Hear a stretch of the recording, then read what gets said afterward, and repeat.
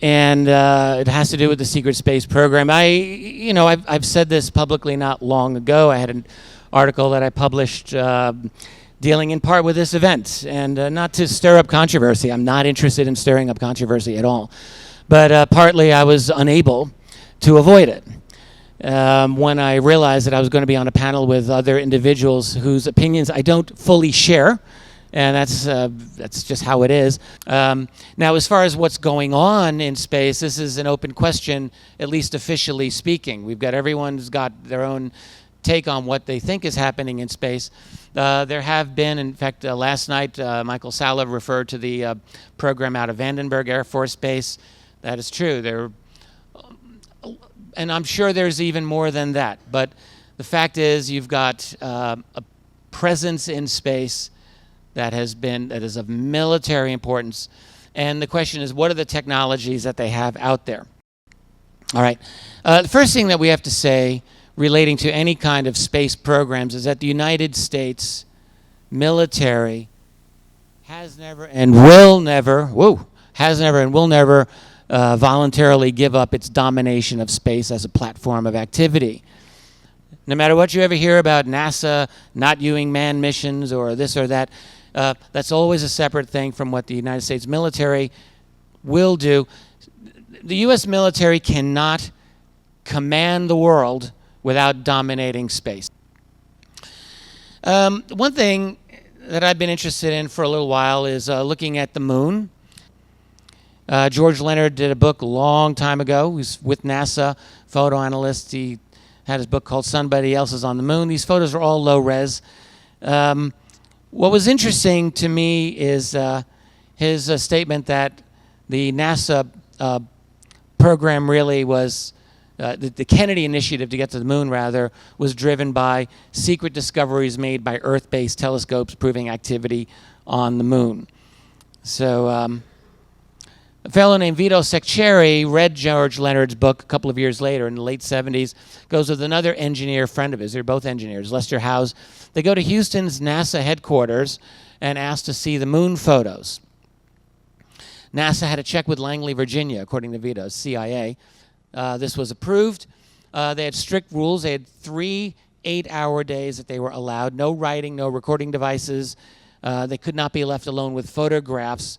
And what Saccheri saw was, quote, in his words, obvious machinery on the surface showing bolted sections, a UFO rising from the surface and photographed directly above a crater, the unmistakable figure of a rectangular structure placed squarely in the biggest crater pictured, a perfect three-dimensional view. He went on.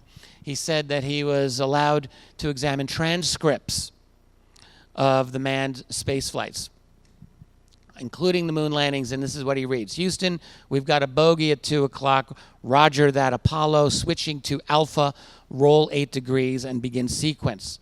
And then another one where he read, mission control, we've got Santa Claus coming over the hill. Roger, Apollo, hold your fix, switching Bravo, do you copy? Roger, Houston, Bravo, link. Alpha and Bravo were different switching stations enabling secure communications. So they saw a UFO, switched to a secure station. Story that I've told a few times. I hope it doesn't get old for you. It's a good one. I was lucky to know Ingo Swann. I once spent an evening in his home. If you don't know who Ingo Swann was, he was probably the most famous of the remote viewers out of the Stanford Research Program in the 70s. He was very much a legend in his lifetime. He's passed away. So Ingo Swann was such a good remote viewer back in the early 70s. He was bored. He walked into the office, this is well recorded, office of Hal Puthoff and said, I'm bored, I'm tired of looking at Soviet submarines in the water. Let's do something interesting. So they decided to remote view Jupiter before our first satellite reached Jupiter. They thought it'd be a good test for Ingo's ability. Famously, he recorded, I think it was 13 distinct data points about Jupiter, none of which were known or many of which were not suspected. 12 of the 13 have since been confirmed, including the existence of a planetary ring. In other words, Ingo Swann saw Jupiter's ring before anyone else knew about it, before it was confirmed. That made him famous within the black world, within the secret world, and as a result of that, word got out, and everyone wanted his work. You got a remote viewer of that quality. So we got all kinds of crazy phone calls, and he was used to it. He gets one phone call from a sort of a acquaintance who said, if you get a phone call from this particular office, from a Mr. Axelrod, take the assignment, do whatever they say. And he goes like, well, okay, whatever. A few weeks go by, he gets it late at night. They want him to be in Washington, D.C. the next day at noon. He's in New York City. Long story short, he goes, he's there. He gets taken to a very bizarre underground facility. He's face-to-face with this very strange man, Axelrod.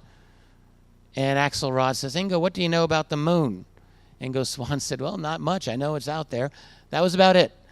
That was at the time. Ingo Swann really knew nothing about the moon.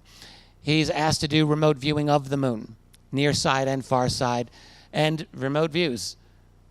Objects, beings, and the like. He says, I think they're looking at me. Axelrod says, come away from there quickly. Ingo Swann did remote viewing for an entire week in this underground facility with the mysterious Axelrod, and had a few other encounters with Axelrod, which are quite fascinating. We don't have time for here. But again, not everyone looks at remote viewing as, oh, wow, it's got to be true. I've been interested in remote viewing. I make no secret about it, mainly because I think that there's very good, very overwhelming evidence that there's something valid and true about remote viewing enough to make me conclude, I don't know why it works, but I know that it works much of the time. And what got me interested in it is the fact that many of these remote viewers were seeing apparent extraterrestrial craft and beings, very common. And so I thought I'd like to know what they are finding out. So this is one such story from Ingo Swann, and this had to do with the moon. I will tell you an interesting conversation, and I've repeated this once or a couple of times, that I had with Russell Targ, who was one of the main people who organized the remote viewing program at Stanford Research Institute. A number of years ago, I was chatting with Russell on the phone, and he just threw this out at me. He said, Richard, back in the early 1980s, I was tasked by a group out of Fort Meade. No, excuse me, I was tasked to train remote viewers at Fort Meade, Maryland, whose job was to remote view the far side of the moon. Long pause. I'm thinking, why do I follow up with this obvious next question I want to ask? As I said, well, Russell, why would they be looking at the far side of the moon? I wanted him to tell me. He said, well, why do you think? And I said, all right, I'll bite. Were they going to look for extraterrestrials on the far side of the moon? I figured I had to ask. He said, he didn't say no, he didn't say maybe. He said yes. That was their job. They were going to look for extraterrestrials on the far side of the moon in the early 1980s. Next question I asked, well, did they find extraterrestrials on the far side of the moon? And he said, well, that I don't know. That wasn't part of my assignment. So whether he knows or not, I don't know, but that's what he said to me. I've always believed him in that conversation. I've never had a reason to think that he was making that up. And you really have to ask yourself, if you're going to be training remote viewers to look for extraterrestrials on the far side of the moon, I'm going to assume you have reason to think that they have something, a reason that they're going to find extraterrestrials. You have Edgar Mitchell, who's no longer with us. Many of us here knew Edgar Mitchell. You know, it's interesting about him. He made a few very strong statements during the late 90s going into the 2000s, and I could really see he backed away from that position in his last few years. Here he's saying, I have no doubt that extraterrestrials could very well have populated or made structures on the far side of the moon. Well, I'm going to tell you what Edgar Mitchell once said to me personally, directly, and he also said publicly back in 1997. In fact, it was recorded in one of the issues of the MUFON Journal. You can go back and find it. Edgar Mitchell stated explicitly that he had two ultra-elite connections, and when you're an Apollo 14 astronaut, who's not going to want to be your buddy? He can talk to anyone he wanted to. He had two ultra-elite connections who told him explicitly, he said, about our recovery of extraterrestrial technology and bodies. You have an Apollo moonwalking astronaut who says this. It's not to be taken lightly, and any of you who knew Edgar Mitchell know that he was razor sharp his entire life. He was not delusional, and this is what he said. And it was an amazing thing to me that the mainstream media, well, why should it be amazing, really, but that they would ignore him and belittle this statement. He made it several times. No one ever properly followed up with this in our mainstream media. I think the reasons are very self-evident. So if we've mastered, let's say, propulsion technology that allows us to go off-world, let's say that that's happened. I think that's actually a reasonable likelihood.